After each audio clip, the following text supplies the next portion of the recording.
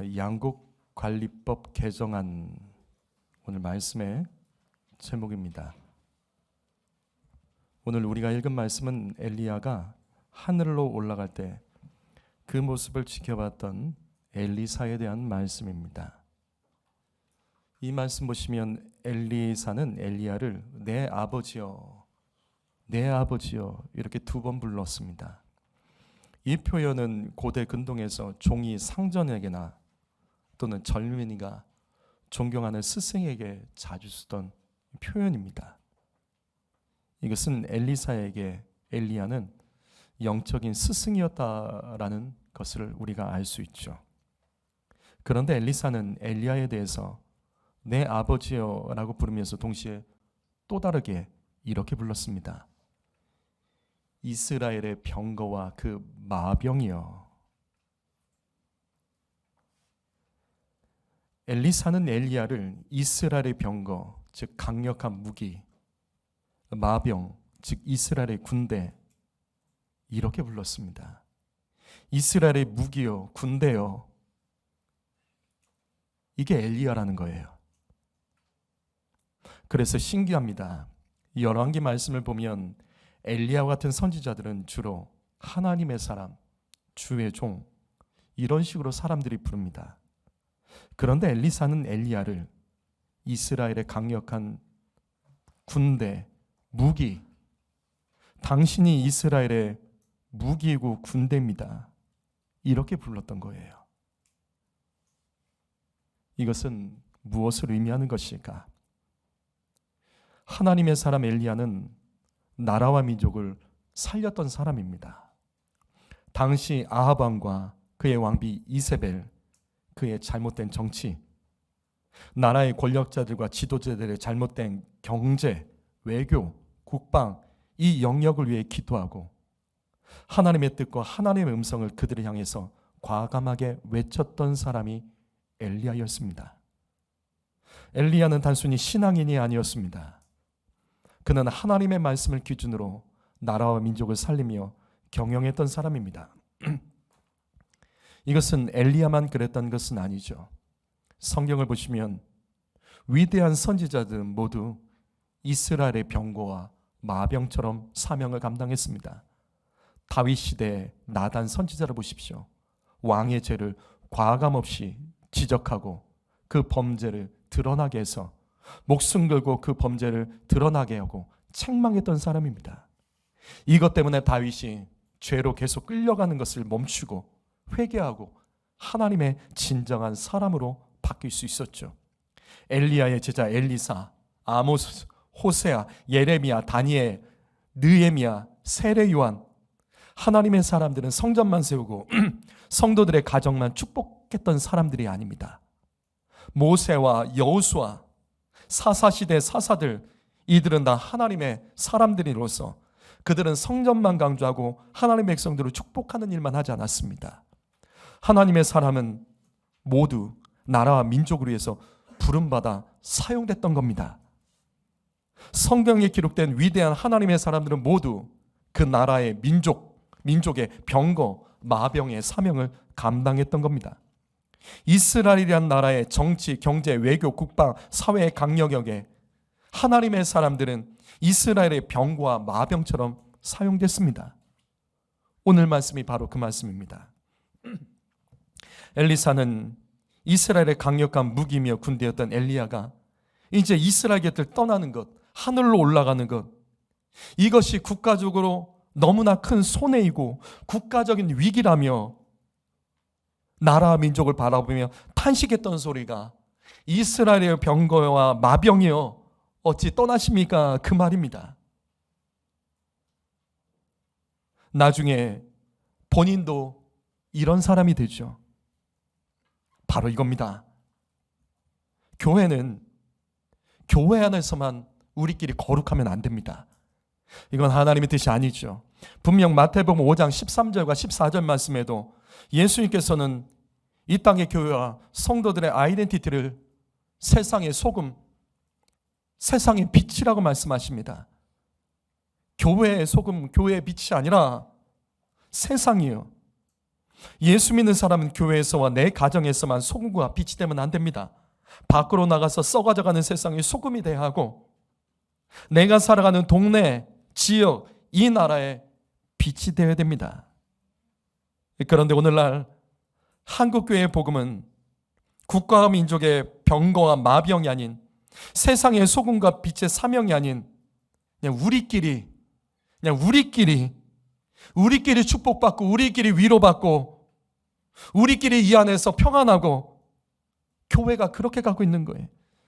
얼마나 세상에 대해서 무관심한지.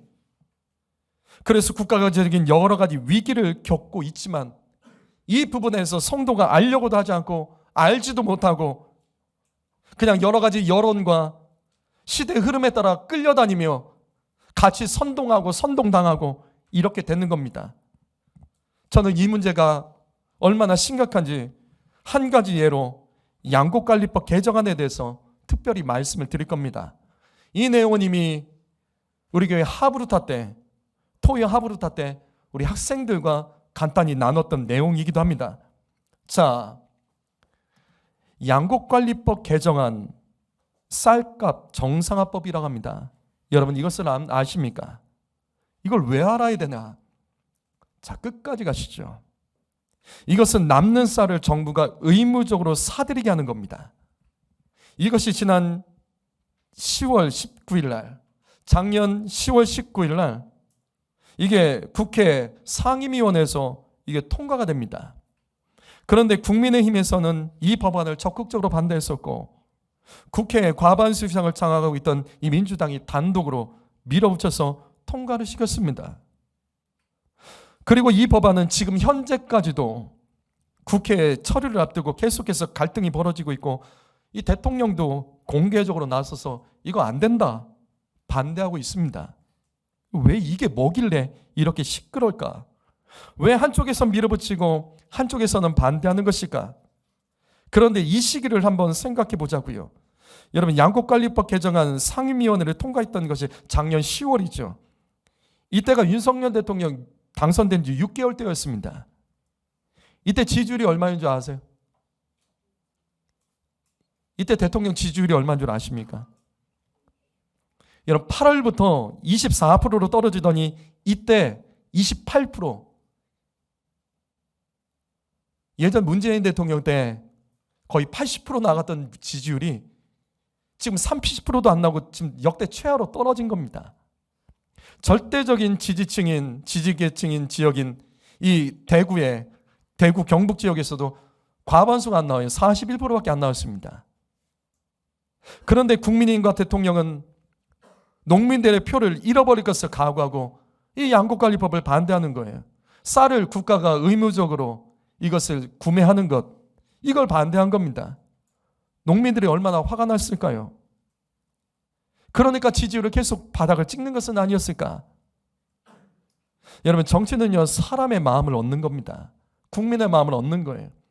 그런데 국민의힘과 대통령은 지지율도 이거밖에 안 나오는 이 상황에서 이걸 반대하며 화가 난 농민들이 이렇게 했죠. 상경투쟁을 합니다. 지금도 동일하게 대통령 퇴진운동을 벌입니다. 이게 뭐라고? 왜 대통령과 정부 여당은 집권 초부터 이렇게 좋게 좀 타협하며 가면 좋지, 남는 쌀 의무적으로 사들여서 농민들 마음을 얻으면 좋지, 왜 이거 반대해서 이 농민들하고 이런 부딪힘이 있는 것일까? 이들을 선동하는 무리들에게 계속해서 여러 가지 조건을 주는 것일까? 여러분, 우리나라 국회에서 많은 법들이 얼마나 이기적이고 엉망으로 만들어진지 예수 믿는 성도들은요, 경계심을 가져야 됩니다. 양곡관리법 개정안, 이 핵심은 두 가지죠. 첫 번째가 쌀의 공급 과잉을 해소하기 위해서 타작물 재배 지원 사업을 확대하는 겁니다. 두 번째가 쌀 시장 격리 의무화라는 겁니다. 이게 무슨 말이냐면 1번은 이런 뜻이에요. 현재 우리나라가 쌀이 많이 생산됩니다. 공급 과잉이라고요. 우리가 먹고 또 비축하는 그 양보다 더 많은 양이 지금 쌀이 생산된다는 뜻입니다. 그래서 어떻게 해요? 쌀이 생산되는 양을 줄여야 됩니다. 쌀이 생산되는 양을 줄이려면 어떻게 해야 될까요? 어떻게 해야 되죠? 쌀 농사 짓는 농민들이 다른 농작물로 바꿔 타도록 지원을 해야 되는 거죠. 아니면 쌀 농사는 그 농사를 쉬게 하는 것. 방법이 이거밖에 없습니다. 그래서 양곡관리법 개정안은 이 일을 지원한다는 겁니다. 2번은 그러면 현재 과잉 생산되는 쌀을 국가가 시장 경리, 즉 남는 쌀을 국가가 다 사들인다는 겁니다. 그래서 농민들이 생활을 할 수 있도록. 그러니까 쌀을 아무리 농민들이 많이 생산을 해도 국가가 다 사준다는 겁니다. 이전에는 국가가 필요량만 쌌지만 이제는 양곡관리법 개정안을 통해서 이제는 국가가 의무적으로 다 사야 됩니다. 다 사주겠다고 합니다. 그러니 너희들 타작물로 너희 갈아타라. 우리가 너희 지금 남는 쌀 어떻게든 다 사줄 테니까 너희 지금 쌀농사 짓는 거 쉬던지 아니면 타작물로 갈아타라. 이게 양곡관리법이에요. 자, 바로 여기서부터 문제가 보이죠.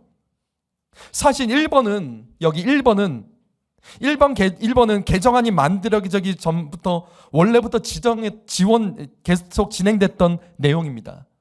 이전부터 이 양곡관리법 개정안이 만들어지기 전부터 이처럼 쌀농사를 타작물로 전환하는 사업을 이전부터 원래 계속해서 추진하고 있었습니다. 논에서 농사 짓지 않아도 이제는 농사를 쉬어도 국가가 세금으로 돈을 주는 정책까지 펼치면서 쌀의 생산량을 줄이자 계속 이 일을 했던 거예요. 근데 이게 안 되는 거예요. 그런데 양곡관리법 개정안의 문제는 2번입니다. 쌀을 시장에서 의무적으로 격리하는 것. 이것을 자세히 풀면 이런 내용입니다. 쌀 생산량이 수요량의 3% 이상 초과하거나 평년 가격보다 5% 이상 하락될 경우 정부가 세금으로 남는 쌀을 다 의무적으로 매입한다. 이거 어렵게 생각하지 마세요. 쉽게 말하면 이겁니다. 농민들이 쌀을 아무리 많이 농사를 지어서 생산해도 국가가 다 사주겠다. 국가가 다 사줄 테니까 너희들은 걱정하지 말고 이제는 쌀 농사를 지으면서 다른 농사로 전환을 해라. 쉬어라라는 거예요. 뭔가 안 맞죠? 뭔가 안 맞죠? 그럼 왜 이 시장의 의무 격리, 남는 쌀을 국가가 왜 다 사주겠다고 더 구체적으로 말하는 것일까? 이 그래프를 보면 됩니다. 쌀값을 한번 보죠. 여러분, 우리나라는 쌀값이 계속 하락합니다. 왜 하락하죠? 왜 하락하죠? 이게 수요와 공급의 법칙이죠. 우리가 먹는 양보다 생산된 양이 월등히 많기 때문입니다. 계속해서 많아지기 때문에 이게 가격이 추락하는 거죠. 근데 이상하죠. 뭐가 이상하냐면 여러분 지금 시점 보세요. 지금 시점이 쌀값이 최하입니다.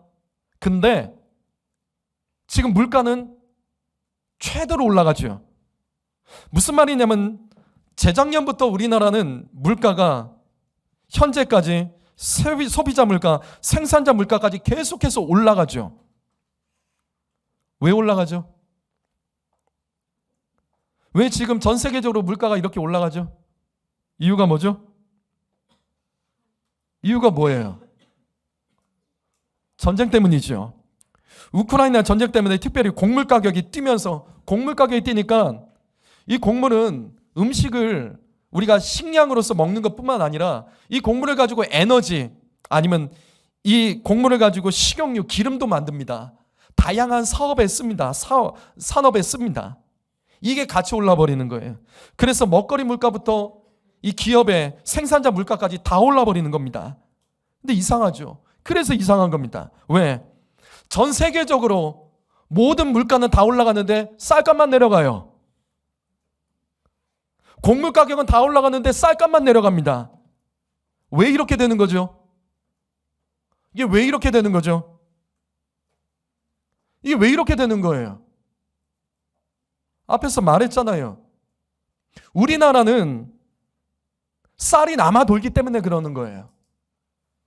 쌀이 부족함 없이 넘치기 때문에 수요보다 공급이 많기 때문에 이거는 전 세계에서 곡물 가격이 올라가던 말던 이 쌀값은 내려가게 돼 있는 겁니다. 반대로 쌀 외에 다른 곡식들의 대부분은 수입을 하기 때문에 수입 곡물 가격이 엄청나게 지금 오르면서 현재 우리나라 소비자 물가가 이렇게 올라간 겁니다. 다시 민주당이 단독으로 발의한 이 양곡관리법 개정안을 통해서 과잉 생산되는 쌀을 줄이고 다른 농작물로 재배하는 사업으로 전환하겠다고 돕는 것, 이게 양곡관리법의 핵심 내용이에요. 개정안의 핵심 내용입니다. 그리고 떨어지는 쌀값에 대해서는 고통당하는 농민들을 돕기 위해서 쌀을 생산을 해도 남는 쌀이 있어도 국가가 의무적으로 다 사주겠다. 이게 양곡관리법 개정안의 핵심 내용이라고요. 그래서 이 법의 문제가 심각한 겁니다. 왜? 1번은 맞아요. 1번은 맞다고요. 1번으로 가는 게 맞아요. 국가도 이걸 알아요. 쌀이 너무 많이 생산된다, 이걸 알아요. 1번은 맞아요. 근데 2번이 틀린 겁니다. 2번 때문에 1번이 안 되는 겁니다. 무슨 말이냐면, 자 보세요. 현재 우리나라 사람들은요, 점점점 쌀을 먹지 않습니다. 과거에는 1인당 연간 쌀 소비량이 136kg였어요. 근데 현재 2021년 기준으로 그 절반도 안 되는 57kg를 우리가 먹습니다. 국민 1인당 57kg요. 대신에 우리나라의 제2의 식량이 뭐냐면 밀로 바뀌었습니다. 무슨 말이냐면 우리나라 지금 식단이 밥상이 서구화됐다는 뜻이에요. 그래서 쌀 소비량은 점점 줄어가고 밀의 소비량이 월등히 지금 늘어가고 있는 겁니다. 그런데 진짜 문제는 이거죠. 식량 자급률이에요. 우리나라 안에서 필요한 식량을 생산하는 이 비율이 쌀은 매년 90에서 110%입니다. 이게 무슨 말이냐면 우리가 먹는 양, 창고에 보관하는 양 모두 포함해서입니다. 다시 말해서 쌀이 남아 돈다는 겁니다. 너무나 과잉 생산되죠. 하지만 쌀만큼 점점 많이 먹는 제2의 밀을 볼까요? 밀은 우리나라에서 1%도 생산이 안 됩니다. 그럼 무슨 말이냐? 99%를 외국에서 수입하는 겁니다. 그뿐만 아니라 그 흔한 옥수수. 난 옥수수가 이렇게 많이 수입되는지 몰랐어요. 그 흔한 옥수수, 콩도 대부분 외국에서 수입이 됩니다.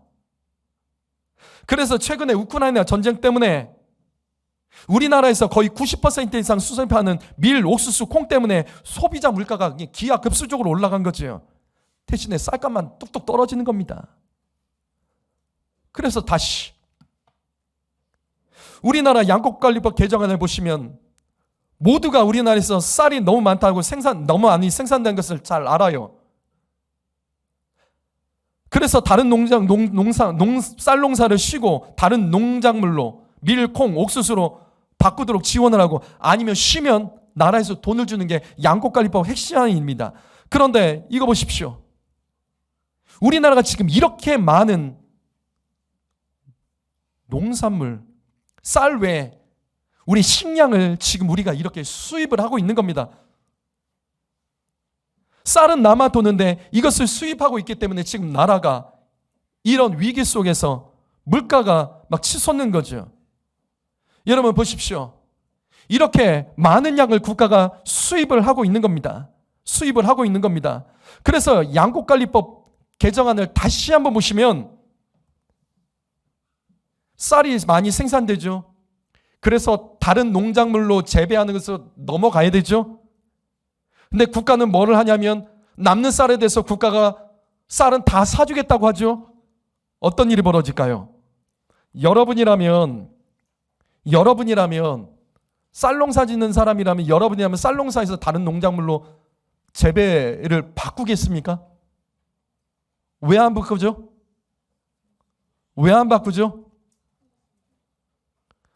여러분 가정에서 혹시 시골에서 쌀 농사 말고 다른 농사 짓는 가정이 있죠?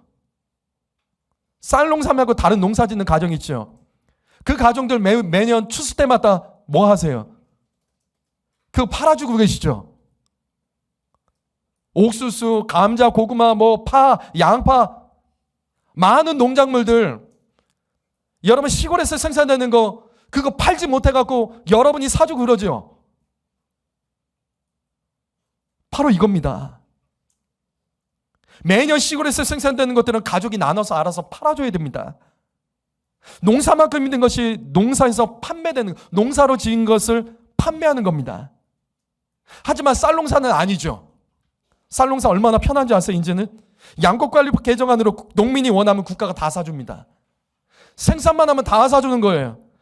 다른 농작물에 대해서는, 다른 작물에 대해서는 내가 생산하면 내가 팔아야 돼요. 그것 때문에 가격이 폭락하는 일들이 지금 사방에서 벌어지잖아요. 배추값이 폭락한다, 무값이 폭락한다, 이런 일이 왜 벌어지는 거예요? 결국 내가 팔아야 되는 거예요. 그런데 쌀값은 아니에요. 쌀은 국가가 다 사줍니다. 이전에는 국가가 일정 필요한 양에 대해서만 구매했지만 이제는 아니에요. 의무적으로 다 사야 됩니다. 양곡관리법 개정안 이전에는 정부가 농민단체와 협상을 통해서 일정만 양만 싸게 구입을 했습니다. 하지만 이 양곡관리법 개정안이 이제 시작되면 어떤 일이 벌어지냐면 이제는 시장 가격을 근거로 쌀값을 책정해야 돼요. 떨어지면 안 돼요. 떨어지면 안 돼요. 물가 인상분까지 고려해서 쌀값을 보존해 준다는 겁니다. 그러니까 농민은 아주 좋아진 거예요. 쌀농사진사는 아주 좋아지는 거죠. 어떻게? 생산만 하면 손해 안 보고 국가가 비싸게 다 사주는 거예요. 그래서 매년 쌀을 매입하는데 1조 원씩이 더 든다고 합니다. 그뿐이에요. 이 많은 쌀을 보관해야 되죠. 어디다 보관하죠? 그냥 창고에다 보관하면 되는 거예요? 창고는요, 이것을 보관하기 시설을 다 만들어야 돼요. 온도까지 다 그것을 맞춰가는 창고를 만들어야 됩니다. 매년 국가가 쌀을 더 많이 계속해서 창고로 넣어야 되는 거예요. 그럼 창고를 만들고 이 적정 온도를 관리하는 이 비용만 매년 수천억이 더 드는 겁니다. 이게 양곡관리법 개정안이에요. 그래서 양곡관리법 개정안의 1번 계획은 반드시 실패합니다. 왜? 2번 때문에요. 국가가 의무적으로 쌀을 구매해 주기 때문에 양곡관리법 개정안은 이런 부작용이 이어지는 겁니다. 어떤 부작용? 쌀농사 더 짓습니다. 어떤 바보가 다른 농작물로 갈아타냐고요. 다른 농작물로 갈아타면 내가 생산해도 내가 알아서 다 팔아야 되는데 쌀은 아니죠. 쌀은 국가가 다 사주는데 누가 다른 농작물로 갈아타냐고요. 그래서 쌀농사를 더 짓게 됩니다. 다른 농작물 짓던 사람들도 오히려 쌀농사로 바꿔가지고요. 또 이런 문제도 생깁니다. 왜 쌀만 사주냐? 형평성 문제를 가지고 다른 지금 농민단체들에도 왜 국가가 쌀만 사주냐? 다른 것도 사줘라. 그래서 실제로 이런 일이 지금 벌어지고 있습니다. 농민단체 안에서도 지금 싸움이 일어나고 있습니다. 쌀농사 짓는 농민단체와 다른 농사 짓는 농민단체가 싸움이 벌어지고 있어요. 왜 쌀만 정부가 사주냐? 다른 농작물도 국가가 의무 매입해라. 왜 차별하냐? 심지어 낙농업계까지도 나서서 쌀농사 짓는 농민들에게만 특혜를 주는 것이라며 자신들의 생계도 국가가 책임져 달라며 정부가 의무적으로 다른 것들도 쌀 외에 다른 것들도 의무적으로 매입해라. 가격 떨어지는 것들 떨어지지 못하도록 배추, 무 어떤 것도 그렇게 되지 않도록 이거 도와줘라. 국가가 세금으로 매입해라. 지금 이 상황이 벌어진 거예요. 그럼 왜 민주당은 진보정당에서 이런 법을 만드는 것일까? 왜 이런 법을 만드는 것일까? 간단하죠. 농민을 사회적인 약자로 규정하기 때문입니다. 성소수자처럼 농민, 노동자를 사회적인 가난한 약자로 보기 때문에 이들을 보호해줘야 된다. 상대적으로 도시에 사는 사람들은 잘 살기 때문에 도시에 사람들은 농민들이 수고한 것을 착취하는 것이기 때문에 지금 편을 가르며 농민들을 돕는다는 의미로 지금 이렇게 하고 있는 거예요. 편을 가르고 있는 거예요. 그렇다면 우리나라에서 농민은 정말 약자일까요? 그렇지는 않더라고요. 우리나라의 농민에 대한 혜택이 이렇게 많습니다. 건강보험료 지원해줍니다. 국민연금 지원해줍니다. 자녀 학자금부터. 농촌에 주소지가 있다는 것만으로도 농촌에 사는 자녀들은 농사 안 지어도 대학에 특별 전형으로 들어갈 수 있는 거 아세요? 농사 안 지어도 돼요. 주소지가 농촌이면 됩니다. 양도소득세, 취득세, 면세유, 여성 농민에게는 또 돈을 또 줍니다. 진짜 문제는 농업 직불금이죠. 1,500평을 기준으로 그 아이의 농제는 연 120만 원을 주고요. 그 이상이 되면 더 많이 줍니다. 이상하죠? 오히려 어려운 농민을 더 도와주는 게 맞는 건데 더 부자 농민은 더 도와주는 거예요. 이게 지금 우리나라 법이에요. 농민 기본수당, 바우처, 많습니다. 농민들과 그 자녀들까지 주소지가 농촌에 산다는 이유만으로도 우리나라 국민으로서 혜택 외에 또 다른 이와 같은 특별한 혜택들이 있습니다. 오해하지 마십시오. 저는 이들이 부럽다고 말하는 것도 아니에요. 이들에게 이렇게 혜택 가는 것이 배가 아프다는 말도 아닙니다. 도와야 되는 농민 있습니다. 혜택 받아야 되는 농민이 있습니다. 하지만 과한 것이 있다는 거예요. 현재 국가도 농민에게 최선을 다하고 있습니다. 하지만 양곡관리법 개정안은 나라를 멈추는 법, 나라를 분열시키는 법, 많은 세금을 잘못 쓰는 법, 결국 국가의 위기가 농민에게 그대로 돌아갈 겁니다. 이 법 하나만으로도 지금 이와 같은 문제가 있고 이외에도 수많은 법들에게 문제가 많은 것들이 많습니다. 다시 오늘 말씀 열왕기하 2장 12절 말씀을 보시죠. 엘리야는 이스라엘의 병과 마병이었습니다. 엘리야는 나라와 민족을 살리는 선지자였습니다. 그래서 그가 죽을 때 엘리사가 이스라엘의 병과 마병이요, 그가 떠나간다며 나라 걱정을 하며 괴로워하고 있는 겁니다. 엘리야는 이 시대에 만약에 양곡관리법 개정안 이런 것들을 외치는 사람이 있다면 그는 그 이기적인 법과 나라를 무너뜨린 법이라며 나라의 민족과 나라와 민족의 병과 마병으로서 엘리야 같은 사람이 있었다면 아마 더 크게 외치면서 이것은 안 된다고 했을 거예요. 저는 신학교에서 이렇게 배웠습니다. 그리스도인은 한 손에 성경, 다른 한 손에 신문을 들고 살아야 된다. 목사는 더욱 한 손에는 성경, 한 손에는 신문 들고 설교하고 성도들을 가르치고 깨워야 된다. 이렇게 배웠습니다. 이것은 독일의 신학자 칼바르트가 외쳤던 말입니다. 맞습니다. 목사는 성경만 가르치는 사람이 아니에요. 말씀이 시대를 반영하고 세례 요한처럼 광야 같은 세상에서 외치며 헤롯과 같은 사람이 잘못된 그 부정한 것은 잘못됐다라고 말을 하는 것이 맞는 거죠. 근데 이게 어려워졌더라고요. 왜? 이 시대는 신문이 여러 종류가 나와요. 성경에 반대되는 관점의 신문도 많습니다. CBS, 노컷뉴스, 오마이뉴스 이와 같은 것들은 교회의 후원금과 성도의 헌금으로 만들어진 겁니다. 그런데 이와 같은 신문들조차도 성경을 편협하고 또 그 다음에 인본주의와 자유주의 관점에서 성경을 해석하며 이 땅에 정의를 외치고 있더라고요. 그리고 실질적으로 목회 현장에서 선배들이 이렇게 말합니다. 이 목사 교회에서 정치 얘기하지 마. 정치 얘기하면 안 돼. 목회자들이 그렇게 말하니까 성도들도 장로들도 똑같이 얘기합니다. 목사님 정치 얘기하지 마십시오. 그런데 정치 얘기라는 그 단어가 너무나도 광범위하더라고요. 동성애 얘기도 정치 얘기가 됩니다. 동성애 얘기만 해도 교회에서 정치 얘기한다면 공격당합니다. 왜? 동성애를 찬성하는 정당을 지지하는 성도들이 교회 안에 있습니다. 동성애를 찬성하는 사회주의를 지지하는 그런 정당을 지지하는 성도들이 교회 안에도 있습니다. 그래서 그와 같은 것들을 말하면 정치 얘기를 해요. 다 정치 얘기를 해요. 교회 학교와 청년보다 더 심각하죠. 이들은 학교에서도 동성애를 차별받는 약자, 국가에서 보호해주고 지원해줘야 되는 인권으로 이들이 배우고 있기 때문에 아이들부터 갈등이 일어나고 싸움이 일어나는 겁니다. 성도 여러분, 오늘 말씀 다시 보시겠습니다. 엘리사는 한 손에는 성경을 들고 한 손에는 신문을 들고 나라와 민족의 병과 마병으로서 사명 감당했던 엘리야가 떠나는 것을 너무나도 괴로워하는 거예요. 교회가 무너지는 거 그게 아니라 나라 전체가 위기를 겪게 될 것을 그가 괴로워하고 있는 겁니다. 성도 여러분, 우리 교회는 나라를 위해서 기도하고 정치, 경제, 사회 문제까지 기도하는 교회이기 때문에 이 같은 엘리사의 마음을 잘 이해할 수 있을 겁니다. 맞습니다. 교회와 성도는 그 나라의 병과 마병이 되어야 됩니다.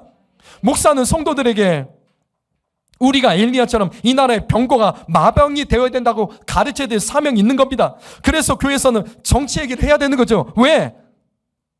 우리가 이 나라의 병과 마병이 되려면 정치를 알아야죠. 한 손에는 성경, 한 손에는 신문. 근데 신문이 다양하다고요. 신문이 너무나도 다양하다고요. 신문의 관점이 너무나도 상반되다고요. 그래서 분별하는 것을 가르치는 것이 교회에서 해야 되는 거죠. 성도 여러분, 중국의 1억의 성도들을 기억하십시오.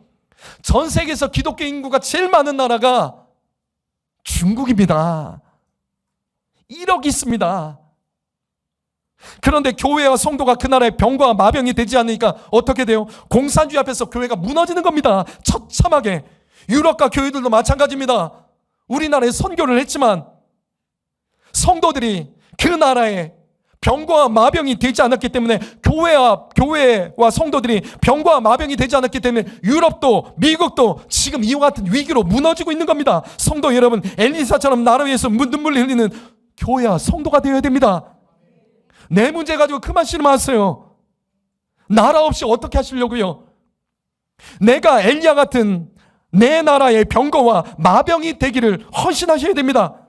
그래서 엘리사가 위대한 선지자인 거죠. 왜? 열왕기하 13장 14절 말씀을 읽어보시겠습니다. 있습니다. 시작.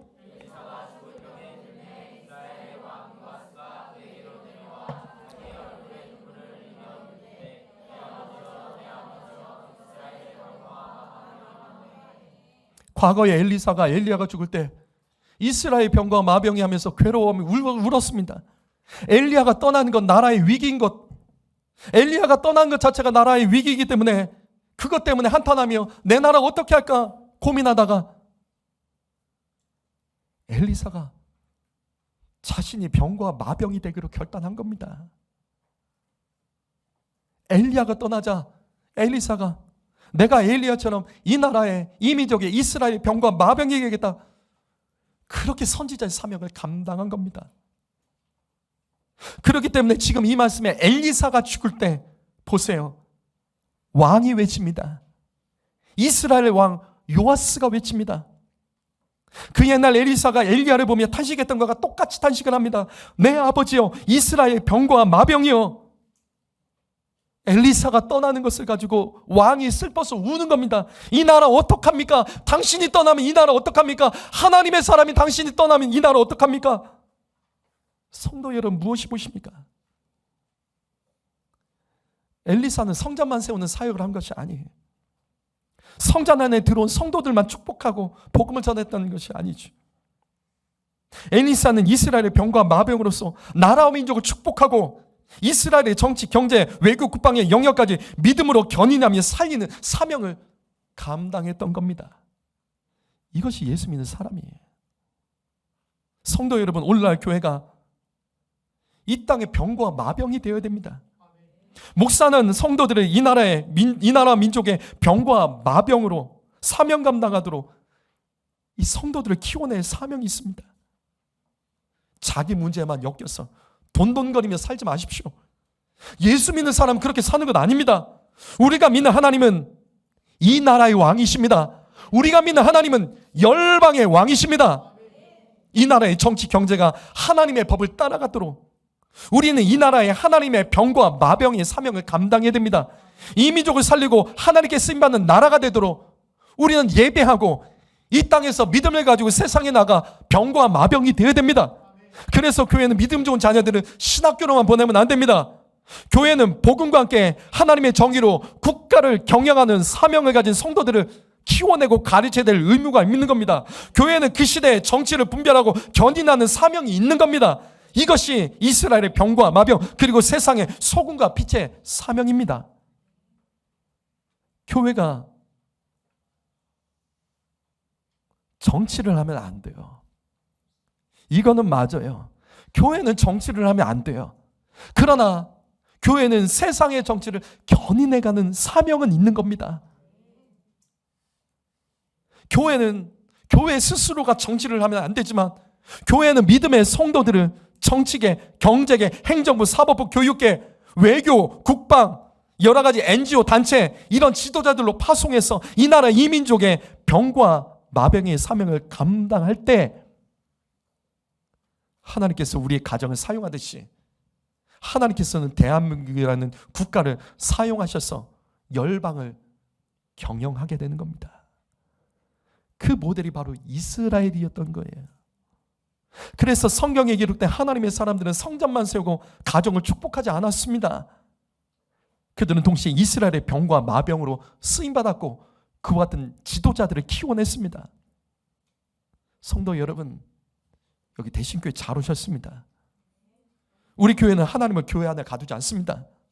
저는 성도들에게 이 땅에서 잘 먹고 잘 살도록 축복해주는 무당처럼 사명 감당하지 않습니다. 저는 우리 교회 성도들이 이 땅에 병과 마병이 되도록 깨우며 가르칩니다. 하나님께 쓰임받는 크기만큼 성도는 그것이 인생의 복입니다. 2월 27일, 28일 날 제주 4.3 역사 깨기를 합니다. 이 땅에서 일반적으로 가르친 거, 학교에서 교과서에서 일반적으로 가르친 흐름, 이것을 사실을 가지고 역사 깨기를 할 겁니다. 이 세미나에 방학이 끝나게 된 학생, 그리고 청년들, 장년들, 이 나라의 역사를 바로잡을 기회를 놓치지 마시고, 나라의 병과 마병이 되더면 오늘 말씀 양곡관리법처럼 모르고 선동되며 따라가면 이 나라 망합니다. 바르게 알아야 돼요. 알아야지 병과 마병의 사명을 감당할 수 있습니다. 성도 여러분, 이와 같은 크기로 예수 믿을 때 하나님 그 크기만큼 우리의 인생, 우리의 가정, 우리의 자녀들을 사용하실 줄 믿습니다. 복되게 쓰실 줄 믿습니다. 기도하겠습니다.